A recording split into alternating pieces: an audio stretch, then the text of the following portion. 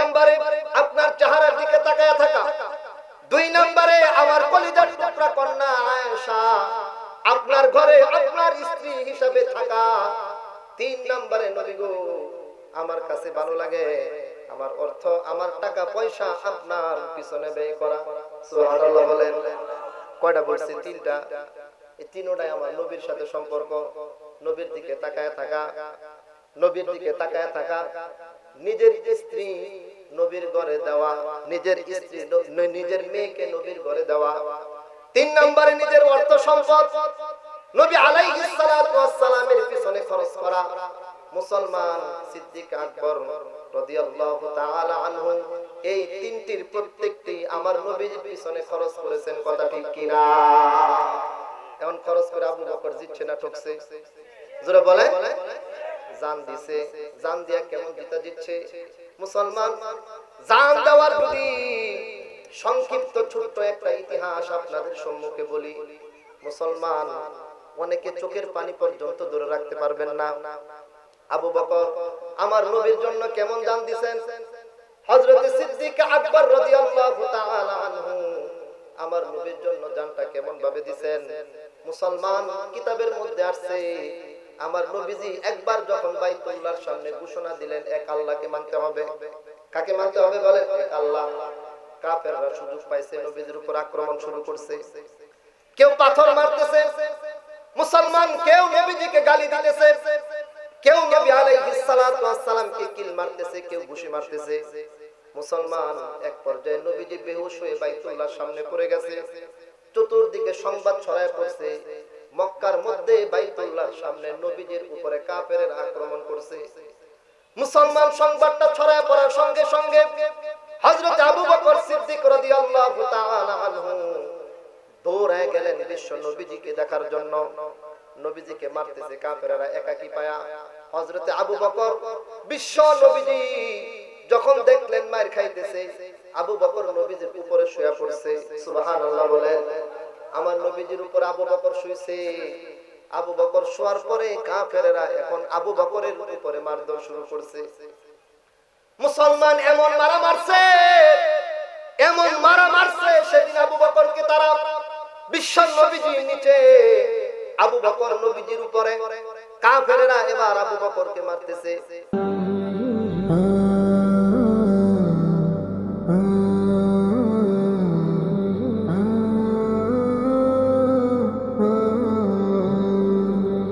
তো সম্মানিত উপস্থিতি, এই যে আজকে একটা সুন্দর পরিবেশ আপনারা লক্ষ্য করতেছেন। গত বছর এই পরিবেশ কিন্তু আমাদের মধ্যে ছিল না। বলেন ছিল? হুজুরা বলেন ছিল পরিবেশ? গত বছর এরকম পরিবেশ আমরা দেখতে পারি না। আজকে যারা এখানে অতিথি হিসেবে আগমন করেছেন, যদি গত বছর তাদেরকে এরকম অতিথি করা হতো, আমার মনে হয় মাহফিল করার মতো কোনো সুযোগই তখন পাওয়া যেত না। কথা ঠিক কিনা বলেন?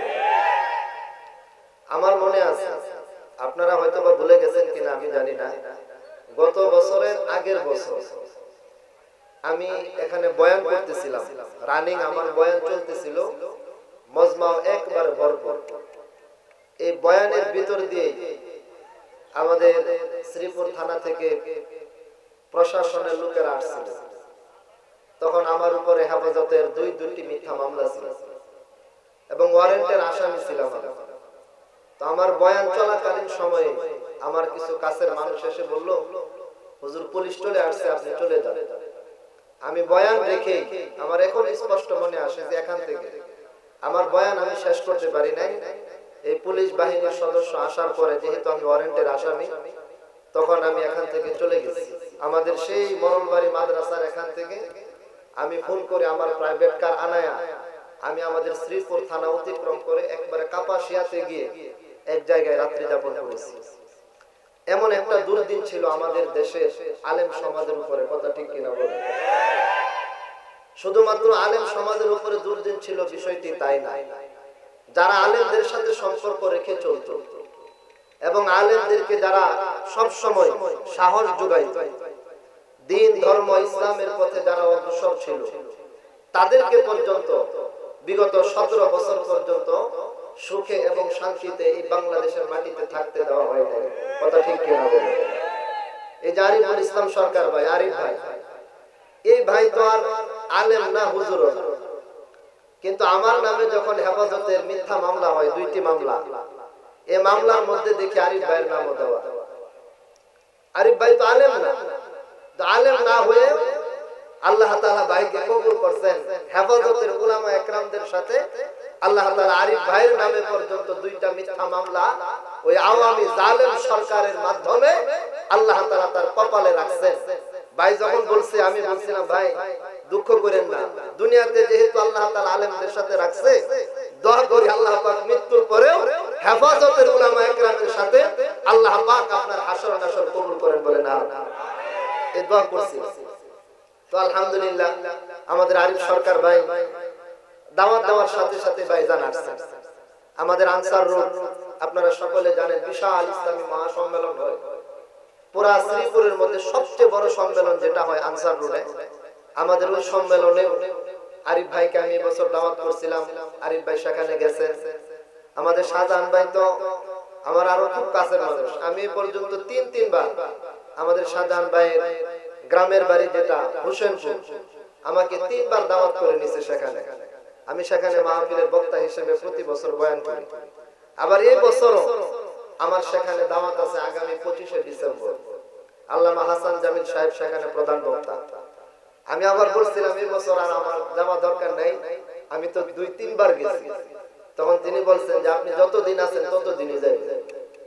এই যে একটা মহব্বত, একটা আন্তরিকতা, ওনারা বিশেষ করে আমাদের দেশের মধ্যে আমরা দেখছি আওয়ামী সরকার সব সময় আলেম উলামা ইসলামপন্থী যারা তাদের বিরুদ্ধে কাজ করেছে, কথা ঠিক কিনা বলে? বিগত 17 বছর আপনারা দেখছেন আলেমদের হাত পায়ের মধ্যে ডান্ডা বিড়ি লাগানো হয়েছে, আলেম উলামাদেরকে রিমান্ডে নিয়ে কারেন্টের মাধ্যমে শর্ট দিয়ে তাদেরকে নির্যাতন করা হয়েছে, আলেম উলামাদেরকে দীর্ঘদিন কারারুদ্ধ করে রাখা হয়েছে। কিন্তু আল্লাহর কসম, আলেম উলামাদের মহব্বত আর ভালোবাসা এই দেশের সাধারণ তৌহিদি জনতা মুসলমানদের অন্তর থেকে এই আওয়ামী জালেম খুনি সরকার বের করতে পারে নাই, কথা ঠিক কিনা বলে? বরং এই খুনি সরকারের প্রতি মানুষের ঘৃণা এবং এই খুনি সরকারের সাথে যারা সম্পৃক্ত ছিল, মানুষ এতটাই ক্ষিপ্ত হয়েছে তাদের প্রতি, আজকে তাদের কাউকে যদি মানুষ প্রকাশ্যে খোলা ময়দানে পায়, আমার তো মনে হয় একটারও পিঠের চামড়া মানুষ রাখবে না, কথা ঠিক কিনা? আমি একটু স্পষ্ট ভাষী বিদায় একটু শক্ত ভাষায় বলি, এখানে তো তেমন কিছু না। এবছর আনসার রোডে আমি যা বলছি আলহামদুলিল্লাহ, আমার আনসার রোডের মাদ্রাসার যিনি সভাপতি, ওনার ছেলে আজকের মাহফিলের যিনি বিশেষ অতিথি জনাব মোহাম্মদ রেজাউল করিম আরাফাত মামা, তিনিও আসছেন। ওইখানে তো আলহামদুলিল্লাহ মানুষ আশ্চর্য হয়ে গেছে যে হুজুর এত সুন্দরভাবে একেবারে সত্য কথা, স্পষ্ট কথা বলছে। যারা সেখানে অতিথিবৃন্দ ছিল তারা বলছে হুজুর আপনার বক্তব্যের পরে আর আমাদের বক্তব্য দেওয়া দরকার নাই, যা বলা দরকার ছিল আপনি বলে দিয়েছেন। আমরা স্পষ্টবাসী, আমরা এই দেশে কোনদিন অরাজকতা সৃষ্টি করি নাই। একজন আলেম দেখাইতে পারবেন না যারা মানুষের উপরে জুলুম করেছে, নির্যাতন করেছে, কিন্তু আমরা দেখেছি তোমরা আলেমদেরকে মিথ্যা মামলা দিয়ে ফাঁসির কাস্তে পর্যন্ত ঝুলিয়েছো, কথা ঠিক কিনা বলে? এই যে আজকে তাদের পতন, এই পতন কিন্তু আন্দোলনের কারণে হয় নাই, আল্লাহর কসম খেয়ে বলি এই পতন হয়েছে একমাত্র আল্লাহ পাকের গজবের কারণে। বলেন কিসের কারণে? গজবের কারণে। রাগ করেন। আমি গত কয়েকদিন আগে এমসি বাজারে এক সম্মেলনে বয়ান করছিলাম, আপনারা অনেকে দেখছেন। আমি সেখানে বয়ান করছি, আমার বয়ান প্রতিদিন তো ভিডিও হয়, রেকর্ড হয়, আমার শত শত বয়ান ইউটিউবের ভিতরে বিভিন্ন চ্যানেল থেকে, ওই চ্যানেলের মালিকরাই ছাড়ে। আমি আজ পর্যন্ত ইউটিউবে 1 টাকা খরচ করি নাই আমার বয়ান প্রচার করার জন্য। আমার বয়ান বিভিন্ন চ্যানেলের মালিকরা নিজ নিজ উদ্যোগে তারা প্রচার করে। আমার বয়ান তো ইউটিউবে চার্জ দিলেই আসে, কিন্তু আমার সেখানের একটা বয়ানকে রেকর্ড করে, আমার এক বয়ানকে রেকর্ড করে এই আওয়ামী জালেম সরকারের কিছু সহযোগী যারা সেই বয়ান রেকর্ড করে তাদের কাছে পাঠানো হয়েছে। সেই বয়ান রেকর্ড করে পাঠানোর পরে এবং কি আমার খুব কাছের একজন মানুষ আমাদের এলাকা তাকে ফোন করে হুমকি পর্যন্ত দিছে, আমার নাম ধরে বলছে তাকে বলবে সাবধান হওয়ার জন্য, মনির মরলকে বলবি সাবধান হওয়ার জন্য। আরে মনির মরল সাবধান, এই মনিরুল ইসলাম গাজীপুরী শুধু শ্রীপুরের মাটিতে নয়, শুধু মুলাইদের মাটিতে নয়, বাংলাদেশের আনাচে কানাচে এই জালেম খুনি সরকারের বিরুদ্ধে, ইসলামের বিরুদ্ধে যারা, বাতিলের পক্ষে যারা, তাদের বিরুদ্ধে কথা বলে আমরা সাবধান, তোমরা সাবধান হয়ে যাও।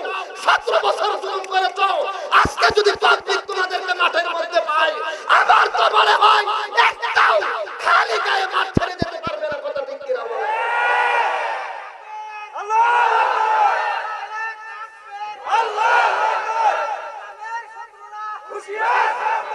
আমরা সাবধান হয়ে আছি, আমরা সাবধান। 17 বছর পর্যন্ত আমাদেরকে মামলা দিয়া, আমাদেরকে জেল হাজতে রিমান্ডে দিয়া, আলেম উলামাদেরকে বন্দী করে আলেম উলামাদের কণ্ঠকে স্তব্ধ করতে পারে না। নাকি পারছে? বলে জোরে বলেন, পারছে? পারে নাই। কিন্তু আল্লাহ তাআলা তাদের উপরে এখনো জেল শুরু হয় নাই, এখনো মামলা তো শুরুই হয় নাই। এটা তো ভূমিকা চলতেছে। বলেন কি চলতেছে? ভূমিকা।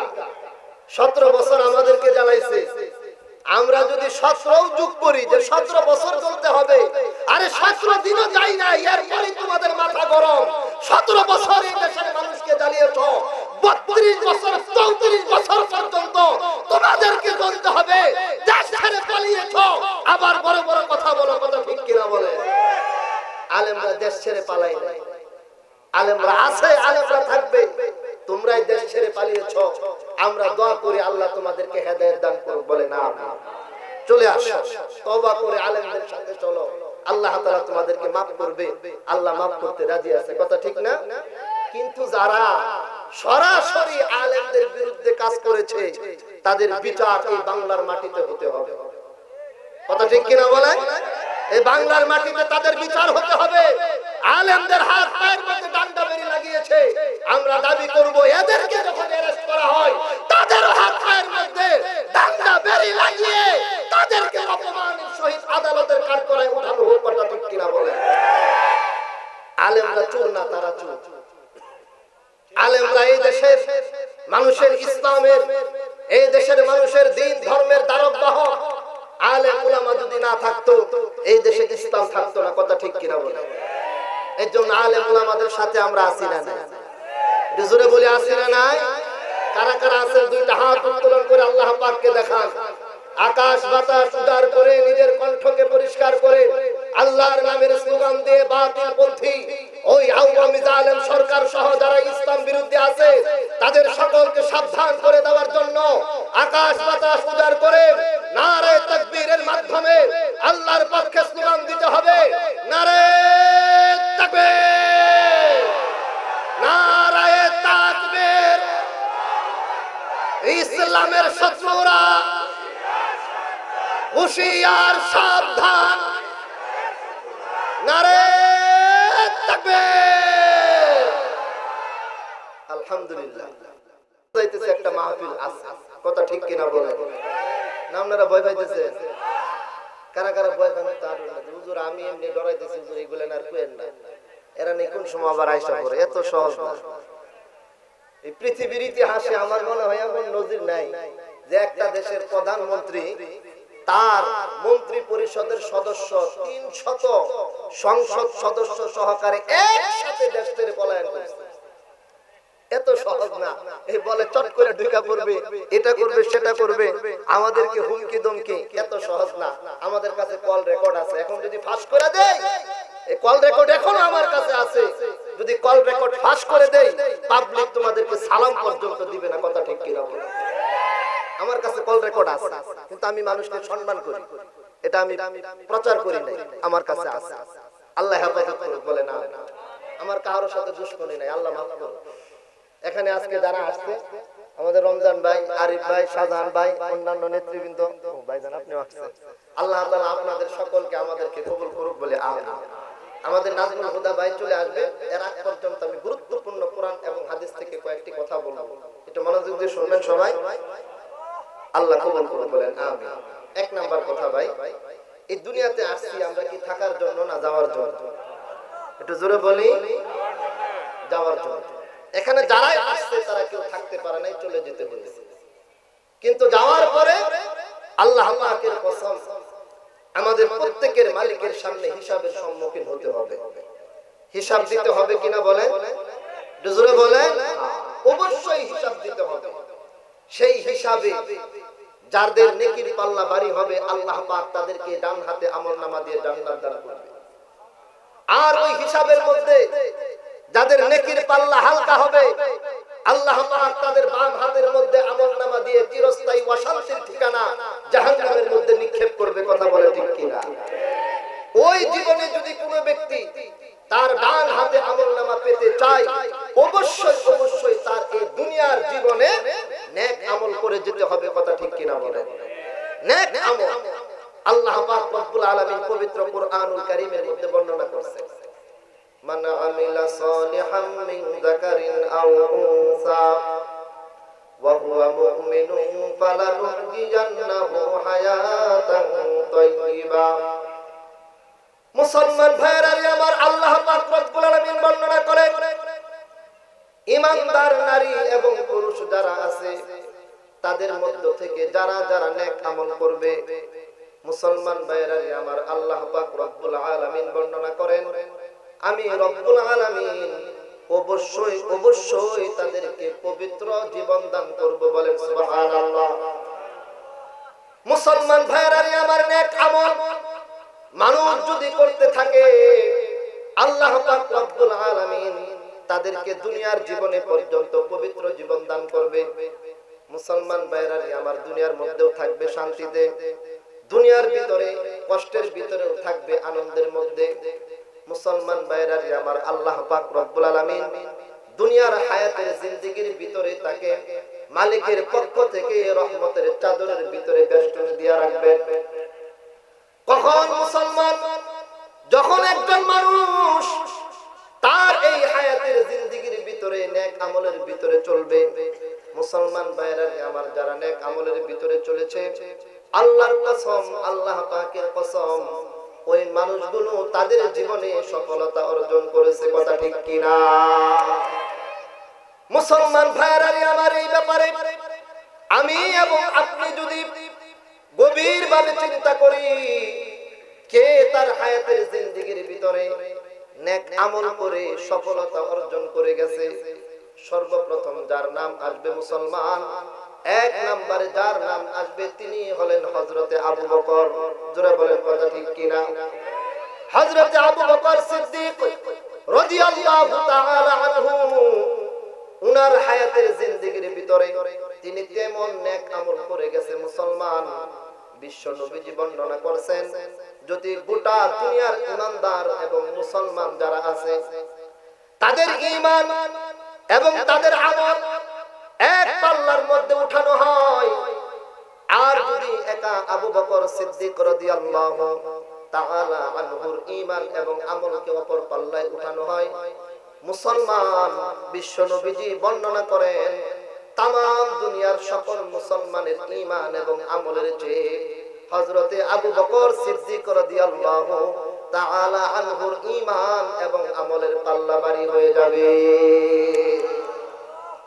মুসলমান ভাইরা আমার, চিন্তা করে দেখেন তামাম দুনিয়ার সকল মুসলমান, তামাম দুনিয়ার সকল ঈমানদার, তাদের ঈমান এবং তাদের আমল এক পাল্লায়, আর আবু বকরের ঈমান এবং আমল আরেক পাল্লায়।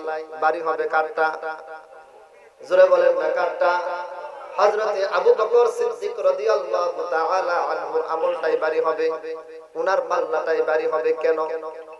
কারণ হলো হযরতে আবু বকর সিদ্দিক রাদিয়াল্লাহু তাআলা আনহু এমন একজন মুসলমান যিনি তার জীবনের গুরুত্বপূর্ণ তিনটা জিনিস আমার নবীজির পিছনে ব্যয় করেছে। বলেন সুবহানাল্লাহ।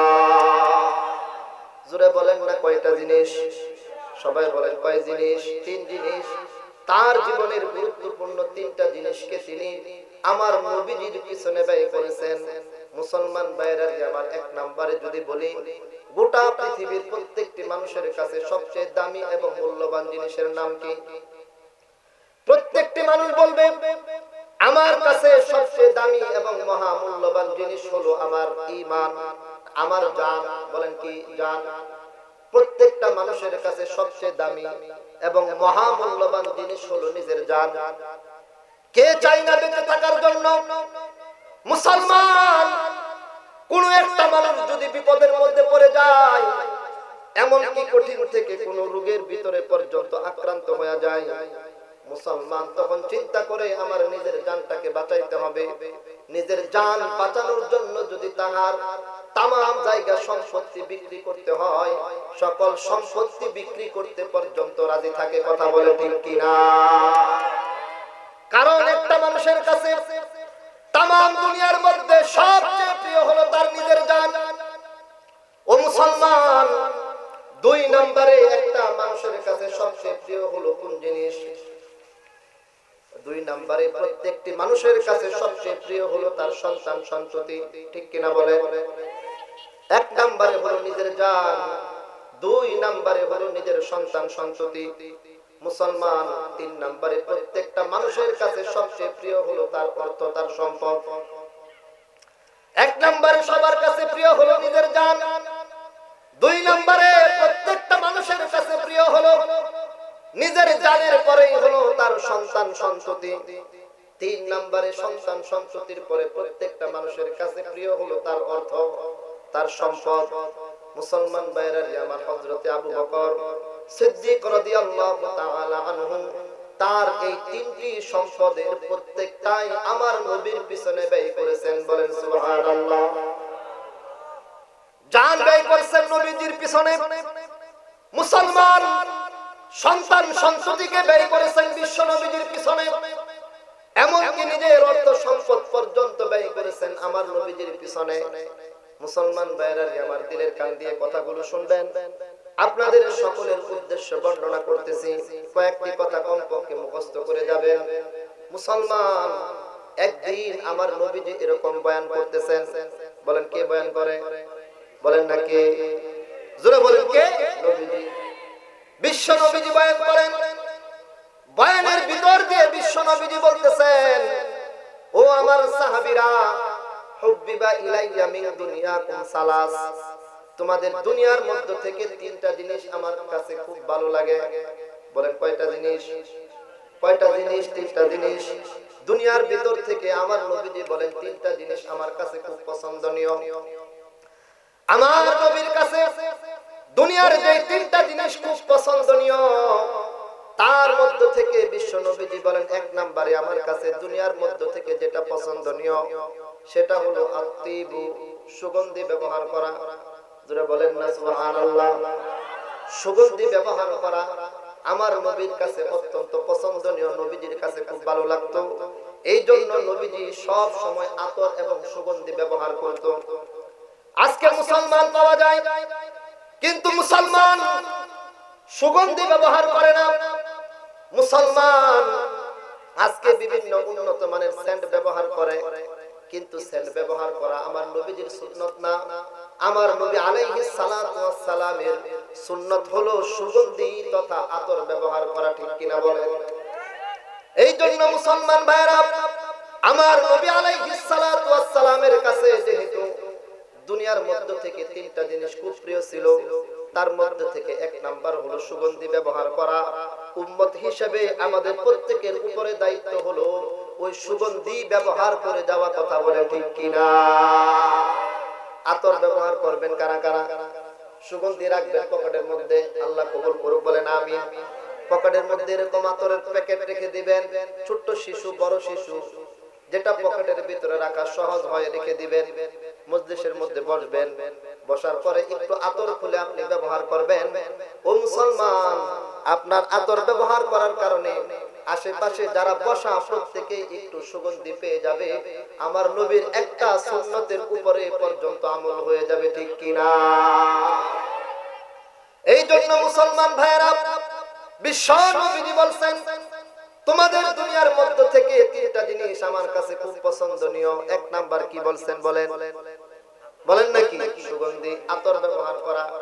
দুই নম্বরে আমার নবীজি বলেন তোমাদের দুনিয়ার মধ্য থেকে আরেকটা জিনিস আমার কাছে খুব পছন্দনীয়, ওই জিনিসটা হলো আল মারআতুস সালিহা, ঘরের ভিতরে নেককার পরহেজগার স্ত্রী থাকা।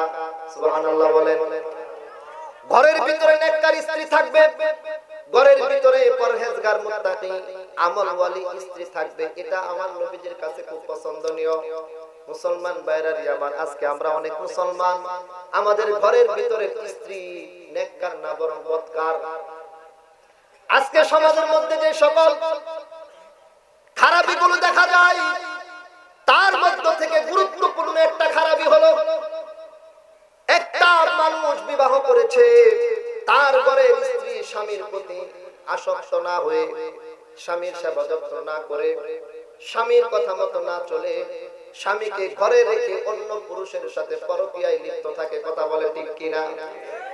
আজকে আমরা আমাদের সমাজে দেখেছি, ওই তো কিছুদিন আগে আমাদের শ্রীপুর পৌরসভার ৭ নং ওয়ার্ডের ভিতরে তো ঘটনা ঘটছে। মুসলমান স্বামীকে রেখে পর পুরুষের সাথে পরকীয়া। স্বামী আসছে বাড়িতে, এসে যখন দেখছে পর পুরুষের সাথে নিজের স্ত্রী ঘরের ভিতরে, স্বামী নিজ হাতে দাও দিয়া দুইজনের উপর আক্রমণ করেছে এবং শেষ পর্যন্ত তাদেরকে হত্যা পর্যন্ত করে ফেলেছে। মুসলমান কেন হইল এই হত্যা? কারণ হলো ঘরের ভিতরে নেককার স্ত্রী নাই। এই জন্য মুসলমান বিবাহ শাদী যখন করতে যাবেন তখন সুন্দরী স্ত্রী দেখার আগে যে জিনিসটা আপনার দেখতে হবে সেটা হলো তার ভিতরে দিনদারি আছে কিনা। কথা বলে ঠিক কিনা? দিনদারি আছে কিনা, নামাজ পড়ে কিনা, রোজা রাখে কিনা, পর্দার ভিতরে থাকে কিনা, তার বাড়ির মানুষগুলো ইসলামের উপরে চলে কিনা, এটা দেখতে হবে। কিন্তু আমরা দেখি কোনটা? টাকা পয়সা আসেনি। হ্যাঁ, কথা ঠিক কিনা বলে? টাকা পয়সা আসেনি শ্বশুরের। টাকা পয়সা থাকলে পেতনিও যদি আমার কাছে দিয়া দেওয়া হয়, পেতনি নিয়ে আমি ঘর করতে রাজি, মনে হয় সে মেয়েকে বিবাহ করতেছে না, টাকা পয়সা বিবাহ করতেছে। ঠিক কিনা বলেন? কিন্তু আমার নবীজি বলছেন সাবধান, তামাম দুনিয়ার মধ্যে তুনকাহুল মারআতু লিআরবাঈন, মহিলাদেরকে মেয়েদেরকে মানুষ বিবাহ করে চারটা জিনিস দেখা। বলেন কয়টা? নবীজি বলেন মানুষ দেখে লিমালিহা লিহুসনিহা ওয়া লিজামালিহা। মানুষ বিবাহের সময় কি দেখে? চেহারাটা সুন্দর কিনা। বিবাহের সময় কি দেখে? অর্থ সম্পদ আছে কিনা। বিবাহের সময় আরেকটা কি দেখে? বংশ মর্যাদা আছে কিনা। নবীজি বলেন এই তিনটার পরে আরেকটা জিনিস মানুষ দেখে, সেটা হলো দিনদারি আছে কিনা। কি আছে কিনা? দিনদারি। নবীজি বলেন মানুষ অর্থ দেখে, সৌন্দর্যতা দেখে, বংশ মর্যাদা পর্যন্ত দেখে, এরপরে কিছুটা দিনদারি দেখে। সাবধান সাবধান, তোমরা যারা আমার উম্মত, তোমরা যখন বিবাহ করতে যাবে তোমরা এই তিনটা না দেখে এক নম্বরে যেটা দেখবে সেটা হলো দিনদারি। কথা ঠিক কিনা? বউ যদি একটু কালো হয়, বউ যদি দেখতে একটু অসুন্দরীও হয়, কিন্তু বউয়ের ভিতরে, স্ত্রীর ভিতরে যদি দিনদারি থাকে, ওই দিনদার স্ত্রীকে নিয়ে সংসার করা দুনিয়ার ভিতরে কেমন জানি জান্নাতের নমুনা পাওয়া। দুনিয়ার ভিতরে কি পাওয়া বলেন? জান্নাতের নমুনা পেয়ে যাওয়া যদি দিনদার স্ত্রী পাওয়া যায়। এই জন্য মুসলমান বিশ্ব নবীজি বলছেন দুনিয়ার মধ্যে থেকে তিনটা জিনিস আমার কাছে খুব ভালো লাগে। এক নাম্বার হলো সুগন্ধি ব্যবহার করা, দুই নাম্বারে হলো ঘরের ভিতরে নেককার স্ত্রী থাকা, তিন নাম্বারে আমার কাছে যে জিনিসটা ভালো লাগে, আমার নবীজি বলেন ওয়াজুইলাতু কুররাতু আইনি ফিস সালাহ। আমার নবীজি বলেন আমার কাছে নামাজ পড়তে খুব ভালো লাগে। সুবহানাল্লাহ বলেন। নামাজ পড়লে আমার কলিজাটা ঠান্ডা হয়ে যায়। নবীজি বলেন নামাজ পড়লে আমার চোখ ঠান্ডা হয়ে যায়। আজকে মুসলমানের ঘরের সন্তান, আজকে মসজিদের ভিতরে আযান হয়, কিন্তু মুসলমান ঘর থেকে উঠে মসজিদে গিয়ে নামাজ আদায় করতে পারে না। ফজর চলে যায় পড়ে নাই, যোহর চলে গেছে পড়ে নাই, আসর চলে গেছে নামাজের খবর নাই, মাগরিব চলে গেছে, ইশাও চলে গেছে, রাতের বেলা ঘুমাইতে গেছে, সারা দিন নামাজটা পড়ে নাই। মুসলমান আল্লাহর কসম মৃত্যুর পরে সর্বপ্রথম যে আমলের হিসাব হবে সেই আমলের নাম হলো নামাজ। কথা বলে ঠিক কিনা? নামাজের হিসাব হবে সর্বপ্রথম। এই জন্যই আমার নবীজি বলেন, তোমাদের দুনিয়ার মধ্য থেকে তিনটা জিনিস আমার কাছে খুব পছন্দ লাগে। এক নাম্বার কি বলেন? বলেন নাকি? সুগন্ধি। দুই নাম্বারে নেককার স্ত্রী। তিন নাম্বারে হলো নামাজ। মুসলমান নবীজি যখন এই কথাটা বললেন, নবীজির কথা বলার সাথে সাথে আবু বকর দাঁড়ায় গেছে, সিদ্দিক আকবর দাঁড়ায় গেছে। দাঁড়ায় বলেন, হুজুর আপনার কাছে দুনিয়ার তিন জিনিস ভালো লাগে, আমি আবু বকরের কাছে দুনিয়ার তিনটা জিনিস খুব ভালো লাগে। সুবহানাল্লাহ বলেন। আপনার কাছে দুনিয়ার তিন জিনিস পছন্দনীয়, আমি আবু বকরের কাছে দুনিয়ার তিনটা জিনিস খুব পছন্দনীয়। এই দুনিয়ার তিন জিনিস আবু বকরের কাছে কোনটা কোনটা পছন্দনীয়? মুসলমান সিদ্দিক আকবর বলেন, হুজুর আমার কাছে যে তিনটা পছন্দনীয়, এক নাম্বার হলো আন-নাজরু ইলা ওয়াজহি, হুজুর আপনার নূরানি চেহারার দিকে তাকায়া থাকা। সুবহানাল্লাহ বলেন। আপনার চেহারার দিকে তাকায়া থাকা, এটা আমার কাছে খুব ভালো লাগে।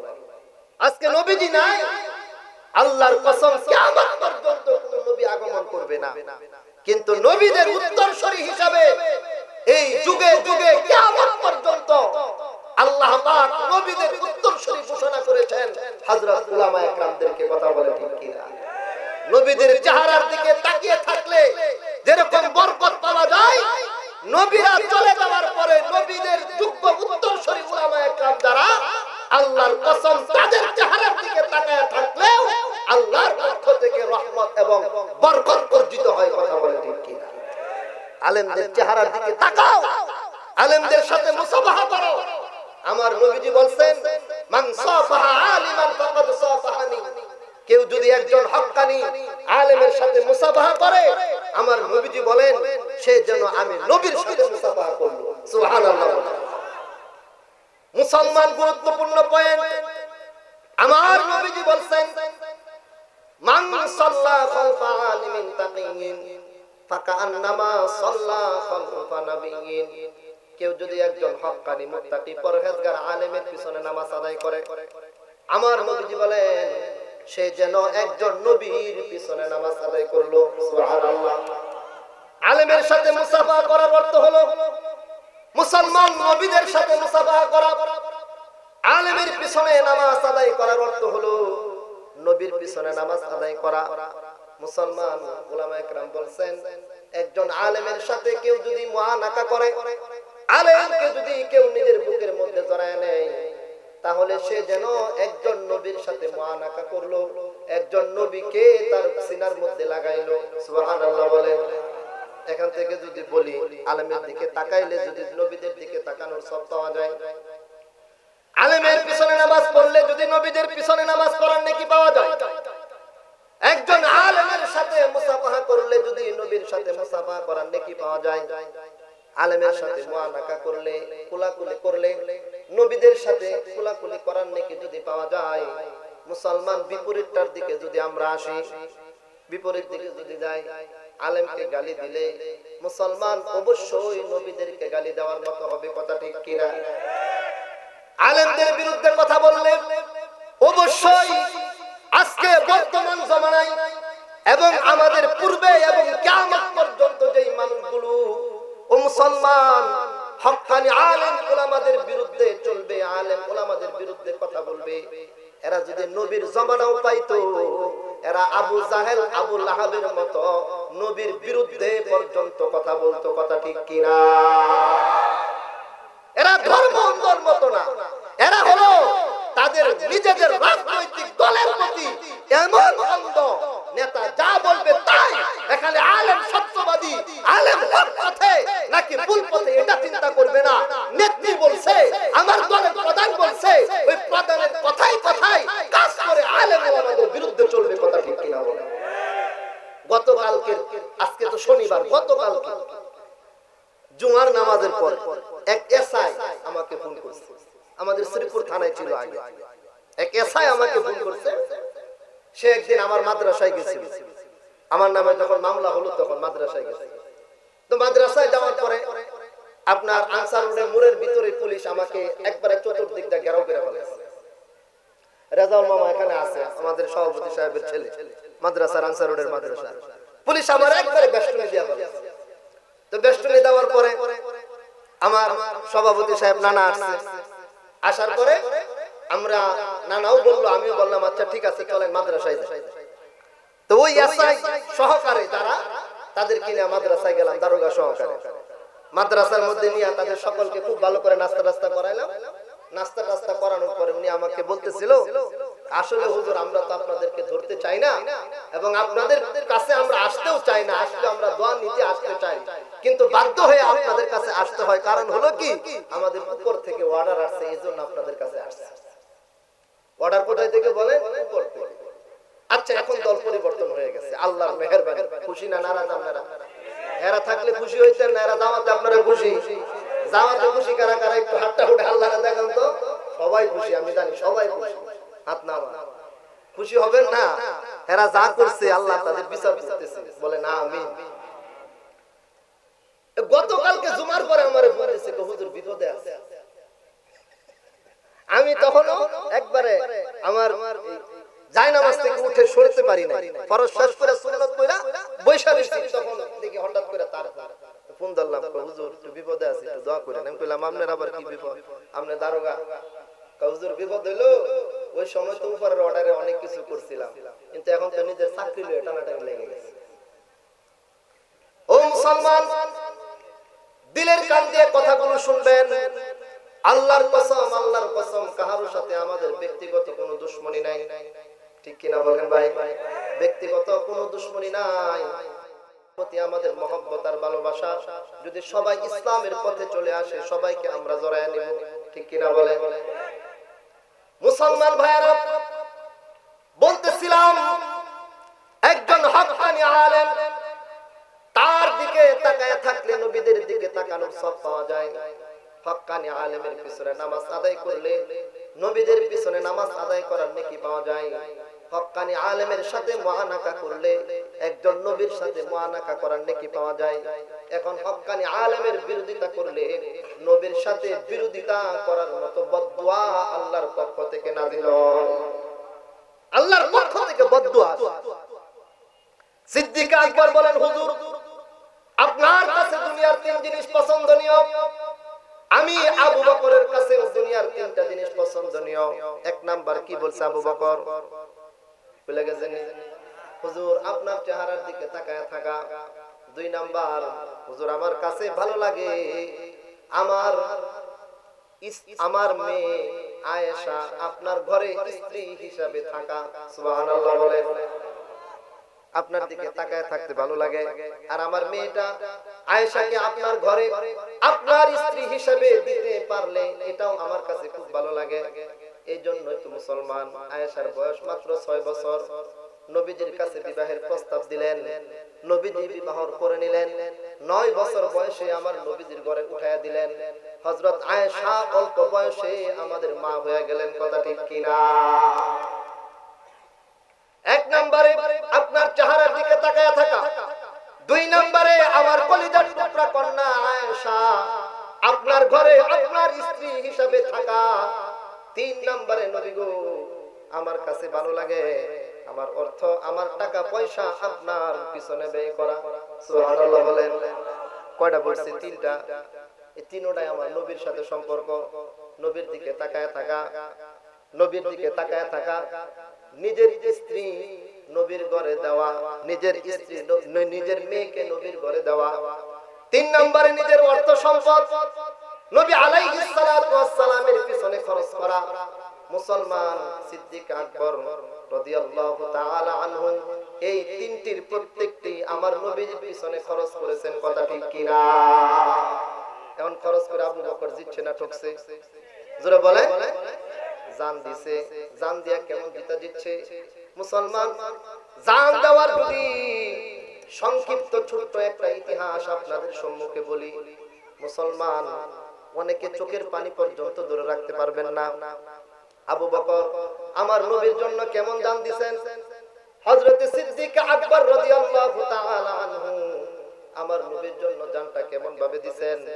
মুসলমান কিতাবের মধ্যে আসছে আমার নবীজি একবার যখন বাইতুল্লাহর সামনে ঘোষণা দিলেন এক আল্লাহকে মানতে হবে। কাকে মানতে হবে বলেন? এক আল্লাহ। কাফেররা সুযোগ পাইছে, নবীজির উপর আক্রমণ শুরু করছে। কেউ পাথর মারতেছে মুসলমান, কেউ নবীজিকে গালি দিতেছে, কেউ নবী আলাইহিস সালাতু ওয়াস সালামকে কিল মারতেছে, কেউ ঘুষি মারতেছে। মুসলমান এক পর্যায়ে নবীজি বেহুশ হয়ে বাইতুল্লাহর সামনে পড়ে গেছে। চতুর্দিকে সংবাদ ছড়ায় পড়ছে মক্কার মধ্যে বাইতুল্লাহর সামনে নবীজির উপরে কাফেরের আক্রমণ করছে। মুসলমান সংবাদটা ছড়ায় পড়ার সঙ্গে সঙ্গে হযরত আবু বকর সিদ্দিক রাদিয়াল্লাহু তাআলা আনহু দৌড়ায় গেলেন বিশ্ব নবীজিকে দেখার জন্য। নবীজিকে মারতেছে কাফেররা একাকী পায়া। হযরত আবু বকর বিশ্ব নবীজি যখন দেখলেন মার খাইতেছে, আবু বকর নবীজির উপরে শুয়ে পড়ছে। সুবহানাল্লাহ বলেন। আমার নবীজির উপর আবু বকর শুইছে। আবু বকর শোয়ার পরে কাফেররা এখন আবু বকরের উপরে মারধর শুরু করছে। মুসলমান এমন মারা মারছে, এমন মারা মারছে, সেদিন আবু বকরকে তারা বিশ্ব নবীজির নিচে, আবু বকর নবীজির উপরে, কাফেররা এবার আবু বকরকে মারতেছে। মুসলমানরা দারে আরকামের ভিতরে খবর পাইছে নবীজিকে বাইতুল্লাহর সামনে মারা হইতেছে। সকল মুসলমান দৌড়ায় আসছে বাইতুল্লাহর সামনে। এসে দেখে নবীজির নিচে হযরতে আবু বকর সিদ্দিক রাদিয়াল্লাহু তাআলা আনহু নবীজির উপরে। সুবহানাল্লাহ বলেন। এবার তারা মুসলমান বিশ্ব নবীজিকে নিচ থেকে টাইনা নিয়ে গেছে। আবু বকর এখন একাকী বাইতুল্লাহর সামনে। আবু বকরকে কাফেররা এমন মারধর করছে, এমন মারধর করছে মুসলমান, মারতে মারতে আবু বকরের পুরা শরীরটাকে রক্তাক্ত করে ফেলছে। একজন দুইজন আবু বকরকে শক্ত করে ধরছে। ধরার পরে আরেকজন পায়ের জুতা খুলে আবু বকরের ডান গালে বাম গালের মধ্যে এমন জোরে জোরে আঘাত করছে মুসলমান। ওই আঘাতে আবু বকরের চোখ দিয়ে পর্যন্ত রক্ত বের হতে শুরু করছে। নাক দিয়া রক্ত পড়ে, মুখ দিয়াও রক্ত পড়ে, চোখ দিয়া পর্যন্ত রক্ত ঝরে। আবু বকর রক্তাক্ত অবস্থায় পড়ে আছে। হঠাৎ করে আবু বকর বাইতুল্লাহর সামনে বেহুশ হয়ে গেছে। মুসলমান ভাইরা আমার, আর মাত্র 10 মিনিটের ভিতরে আমার আলোচনা আমি শেষ করে দিতেছি ইনশাআল্লাহ। মুসলমান ভাইরা আমার, আবু বকর তলে একাকী পড়ে আছে। মারতে মারতে রক্তাক্ত অবস্থায় আবু বকরকে ফালায়া রাখছে। একটু পরে আবু বকর বেহুশ। কাফেররা মনে করছে আবু বকর মনে হয় মারা গেছে। তো মারা যেহেতু গেছে, এখানে থাকলে আমাদের বিপদ হবে, কারণ আবু বকরের আত্মীয় স্বজন তখন আয়েশা আমাদের কাছ থেকে প্রতিশোধ নিতে চাইবে। কাফেররা আবু বকরকে ফেলে চলে গেছে। মুসলমান আবু বকর একাকী অবস্থায় বাইতুল্লাহর সামনে বেহুশ হয়ে পড়ে রইছে। কাফেররা মনে করছে আবু বকর মনে হয় মারা গেছে। চতুর্দিকে সংবাদ ছড়ায় গেছে আবু বকর শেষ, আবু বকর শেষ। মুসলমান আবু বকরের মা দৌড়ে আসছে, আবু বকরের বাবা দৌড়ে আসছে, সিদ্দিক আকবরের ভাই বোন সন্তান স্ত্রী সবাই দৌড়ে আসছে, আবু বকর শেষ। মুসলমান আয়েশা সবাই কান্নাকাটি করে। হঠাৎ করে সিদ্দিক আকবর একটু নাড়া দিয়া উঠছে। সুবহানাল্লাহ বলেন। নাড়া দেওয়ার সঙ্গে সঙ্গে সবাই বুঝে ফেলেছে আবু বকর এখনো মরে নাই, এখনো জীবিত আছে। সবাই দইরা বাড়িতে নিছে। মুসলমান আবু বকর রাদিয়াল্লাহু তাআলা আনহুর মা এক গ্লাস দুধ নিয়ে আসছে। বাবা একটু দুধ পান করো, একটু শক্তি ফিরা পাইবা। সিদ্দিক আকবর বলেন, মা আমাকে তুমি দুধ পান করাইতে চাও? মা গো মা, দুধ তো দূরের কথা, এক গ্লাস পানি পর্যন্ত আমি পান করব না যতক্ষণ না আমার নবীর খবর আমি আবু বকর জানতে পারবো। মা ধমক দিয়ে বলতেছে, আবু বকর এখনো কি তোর সময় হয় নাই? মুহাম্মাদের কারণে মার খাইলি, রক্তাক্ত হইলি, চোখ দিয়া রক্ত পড়ে, কান দিয়া রক্ত পড়ে, নাক দিয়াও পর্যন্ত রক্ত পড়ে, মুখ দিয়া রক্ত পড়তেছে, এখনো তুই মুহাম্মদ মুহাম্মদ করিস। আবু বকর বলেন, মা আমি নবীর চেহারা না দেখা পর্যন্ত দুনিয়ার কিছুই গ্রহণ করতে পারবো না। মুসলমান আবু বকরের মা ছেলেকে বাঁচানোর জন্য বলতেছে, আচ্ছা ঠিক আছে, নবীর খবর কোথায় পাবো তুই বল। আবু বকর বলেন, নবীর খবর জানে আমাদের বাড়ির পিছনে উম্মে জামিল, তার কাছে যান। উম্মে জামিলের কাছে গেছে, যায়া বলে, উম্মে জামিল আবু বকর মুহাম্মাদের খবর জানতে চায়। মুসলমান উম্মে জামিল তখন বলে, আবু বকরের কাছে মুহাম্মাদের খবর জানা দরকার আছে, কিন্তু তুমি একজন মহিলা কাফের, এখনো মুসলমান হও নাই, তোমার কাছে আমি খবর বলতে পারি না।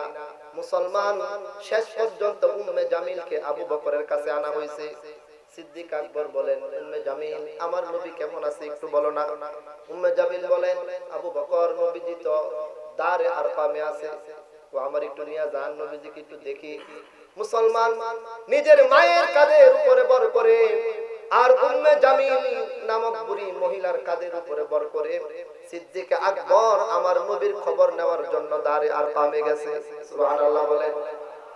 যা দেখে দরজা লাগানো, ভিতর দিয়া দরজার মধ্যে টুকা দিছে, নবীজি দরজাটা খুলছে। সিদ্দিক আকবর আমার নবীজির চেহারাটা দেখার সঙ্গে সঙ্গে মুসলমান শরীরে শক্তি নাই, বেহুশ হয়ে মাটির মধ্যে পড়ে গেছে। আমার নবীজি আবু বকরের কাছে বসছে, পুরা শরীর থেকে তখন পর্যন্ত রক্ত ঝরতেছে। মুসলমান নবীজি আবু বকরের কাছে বসা বসা কান্দে। মুসলমান এক পর্যায়ে আমার নবীজি আবু বকরের কপালের মধ্যে একটা চুমু খাইছে। একটু পরে আবু বকরের হুঁশ ফিরছে। নবীজি বলেন, আবু বকর, তোমার কি কষ্ট হইতেছে? আবু বকর বলেন, নবী গো, আপনার নুরানি চেহারা দেখার সঙ্গে সঙ্গে আমার সকল দুঃখ কষ্ট দূর হয়ে গেছে। নবীর জন্য আবু বকর কেমন পাগল ছিলেন, নিজের মেয়েকেও দেয়া দিছে। মুসলমান নিজের অর্থ সম্পদ কেমন দেওয়া দিছে। আমার নবীজি বলেন, আবু বকর আমার উপরে এমন দয়া করছে, এমন ihsan করছে। আমার নবীজির সিস্টেম ছিল, নবীর উপরে কেউ দয়া করলে নবীজি দয়ার বদলায় তারে দয়া করে দিতেন। সুবহানাল্লাহ বলেন। নবীজির উপরে কেউ কোনো ihsan করলে নবীজি ihsanের বদলা দিয়া দিতেন। এটা আমার নবীজির সিস্টেম ছিল। কিন্তু নবীজি বলেন, আমার উপরে যারা দয়া করছে সবার দয়ার বদলা আমি দুনিয়ার বুকে দিয়া দিছি, কিন্তু একজনের বদলা আমি দিতে পারি নাই। আল্লাহ পাক কিয়ামতের ময়দানে তার বদলা আমার পক্ষ থেকে দিয়া তারে খুশি করে দিবে। তিনি কে? তিনি আবু বকর। সুবহানাল্লাহ বলেন।